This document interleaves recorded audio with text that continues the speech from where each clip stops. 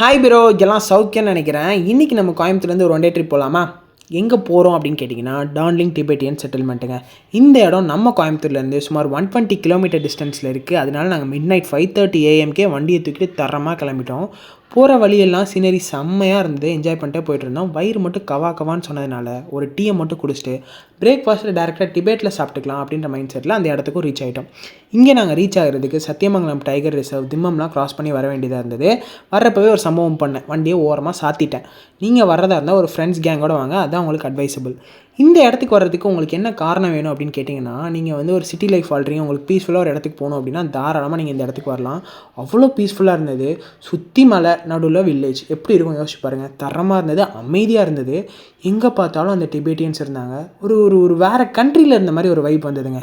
இந்த particular place பார்த்தீங்கன்னா 1974 Karnataka government ஒரு 3500 ரெஃப்யூகீஸ்க்கு அலாட் பண்ண ஒரு பிளேஸுங்க. சூப்பராக இருந்தது. அதுக்கு மேலே ஒரு அட்வான்டேஜ் என்ன அப்படின்னு பார்த்தீங்கன்னா, எங்களோட மொனாஸ்ட்ரி. இதுக்கெலாம் போனீங்க அப்படின்னா பயங்கர அமைதியாக இருந்ததுங்க. நீங்கள் போய் செம்மையாக மெடிடேட் பண்ணிட்டு வரலாம்.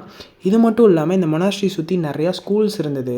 அந்த பசங்க விளாட்றத பார்க்குறதுக்கு அவ்வளோ அழகாக ஒரு மாதிரி டிஃப்ரெண்ட்டாக இருந்தது. வை பிகாஸ் நம்ம இந்த மாதிரி ஒரு காஸ்ட்யூமில் நம்ம பசங்கள்லாம் விளாட்றத பார்த்ததில்ல இல்லையா? அதனால் பார்க்குறதுக்கு ஒரு மாதிரி டிஃப்ரெண்ட்டாக இருந்தது.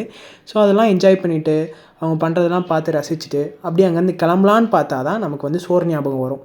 ஸோ சோறு சாப்பிட்றதுக்கு ஒரு இடத்துக்கு போனோம். அங்கேயுமே கொடுத்த காசுக்கு குவான்டிட்டி தரமாக கொடுத்தாங்க. நீங்கள் இங்கே போனீங்கன்னா ட்ரை பண்ணி பாருங்கள். டிஸ்கிரிப்ஷன் ஆட் பண்ணுறேன். அவ்வளோதாங்க, இந்த விலாக் முடிஞ்சிடுச்சு.